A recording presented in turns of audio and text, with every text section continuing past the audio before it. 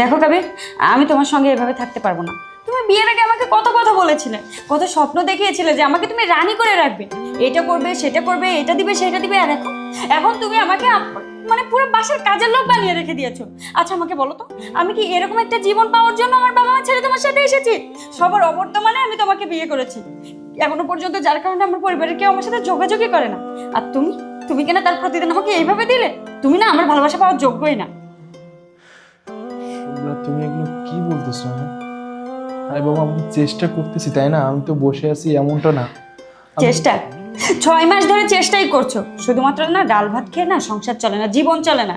এখন তুমি কতগুলো ডায়লগ দিবে, হ্যাঁ, আবেগী ডায়লগ, কিন্তু একটা জিনিস বুঝো, আবেগ দিয়ে কখনো জীবন চলে না, বাস্তবতা অনেক কঠিন।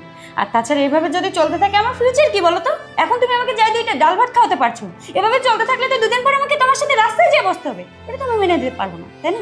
আমি তোমার সঙ্গে এইভাবে আর থাকতে পারবো না, আমি ডিভোর্স চাই। আমি আজই আমার বাপের বাসায় চলে যাবো। মানে তুমি তুমি আমাকে ডিভোর্স দিবা?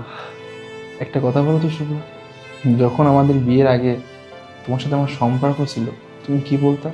কাবির, কোনো রকম চিন্তা করো না, আমি তোমার সাথে রাস্তায় রাস্তায় থাকবো, 3 বেলার জায়গায় 1 বেলা খাবো, 1 বেলা খেয়ে তোমার সঙ্গে সংসার করব, তোমাকে ভালোবেসে তোমার সাথে থাকবো। আজকে তোমার ভালোবাসা প্রতিদান কি তুমি সামান্য কয়েকটা দিন হয়েছে আমার সাথে সংসার করতেছো, এর ভিতরে তুমি তুমি আমার সঙ্গে এমন একটা ডিসিশন নিতে পারলে? তুমি ডিভোর্সের কথা বললে। হ্যাঁ বলেছিলাম, বলেছিলাম তোমার সঙ্গে আমি যেখানে ইচ্ছা রাখবে আমি সেখানেই থাকবো, কিন্তু তার মানে তো এটা না যে তুমি আমাকে সত্যি সত্যি রাস্তায় নিয়ে দাঁড় করাবে। দেখো, আমার নিজের কিছু মতামত আছে, নিজের কিছু শখ আহ্লাদ ইচ্ছা অনিচ্ছা আছে। তুমি তো কোনো কিছু মেনটেন করতে পারছো না, কোনো কিছুই পূরণ করতে পারছো না, তাহলে আমি কোন আশায় থাকবো তোমার সাথে, বলতে পারো? শুভ্রা, তুমি তো সে তখন থেকে আমাকে বলেই যাচ্ছ, আমি কিছুই বলছি না, চুপচাপ শুনছি। তুমি তো খুব ভালো করেই জানো বর্তমান সময়ে টাকা পয়সা না হলে চাকরি হয় না, আর সেখানে তো আমার খালি হাতে বাড়ি থেকে বেরিয়ে আসছে তোমার হাত ধরে, তাই না? তাহলে হঠাৎ করে আমি কী করবো বলো তো? আর তুমি আমাকে কী বললা? ভ্যান চালাইতে। তুমি এই কথাটা বলার আগে একটাবার ভাবলে না শুভ্রা? তুমি আমাকে বললা মানুষের মতো ভ্যান চালিয়ে তোমার সঙ্গে সংসার করতে। এই কথাটা তুমি কীভাবে বলতে পারলা শুভ্রা? তোমাকে ভালোবাসছিলাম, তোমাকে অন্ধের মতো ভালোবাসছিলাম, আর সে ভালোবাসার প্রতিদান তুমি আজকে এইভাবে দিলা। সত্যি শুভ্রা, আমি না কখনোই কখনোই কল্পনাও করতে পারিনি যে শেষে তোমার কাছ থেকে আমার এতগুলো কথা শুনতে হবে, এরকম নিচু পর্যায়ের কথা তোমার মুখ থেকে শুনতে হবে। আমি তো আজকে অবাক হয়ে যাচ্ছি। তুমি শুভ্রা কিনা যাকে আমি অন্ধের মতো ভালোবাসতাম, তুমিও আমাকে অন্ধের মতো ভালোবাসতে, আর ভালোবাসে আমার হাত ধরে বাড়ি থেকে বেরিয়ে আসছিলে। আর সেই তুমি শুভ্রা আজকে আমাকে এতগুলো কথা শোনালে, হ্যাঁ?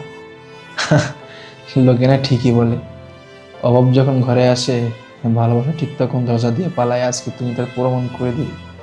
আমি সত্যি এখন না বুঝতে পেরেছি যে দুনিয়ায় না ভালোবাসা বলতে কিছু নাই, টাকার কাছে অভাবের কাছে সব কিছু হেরে যায়। আমি কখনো কল্পনাও করতে পারি যে শুভ্রা তুমি আমার সাথে এমনটা করবে। আরে বাবা, তুমি তো খুব ভালো করেই জানো তোমার হাত ধরে আমি বাড়ি থেকে খালি হাতে বেরিয়ে আসছি, আর বেরিয়ে আসার পরে একমাত্র তুমি তো আমার সব, তাই না? এই পৃথিবী যদি আমার আপন বলে কেউ থেকেও থাকে, সে একমাত্র তুমি। তাহলে তুমি আজকে আমার সাথে এরকম ব্যবহার কিভাবে করতে পারলে শুভ্রা? আসলেই আমি যে ভুলটা করেছি না, অল্প বয়সে পড়াশোনা শেষ না করেই তোমাকে বিয়ে করছি, আর তার ফলাফল আজকে পাচ্ছি। সত্যি আমার মতো এই ভুলটা না অনেকেই করে থাকে, আর যার জন্য পরবর্তী সময়ে তারা অনেক পস্তায়, এমনকি নিজের কাছের মানুষও তাকে ছেড়ে চলে যায়। আমি সত্যি অনেক বড় ভুল করেছি, আমার মতো এরকম ভুল যেন আর কেউ না করে।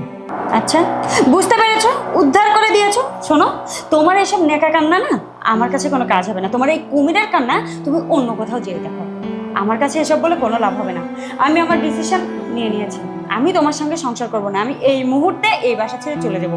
আর ডিভোর্স লেটারটা তুমি সময় মতোই পেয়ে যাবে।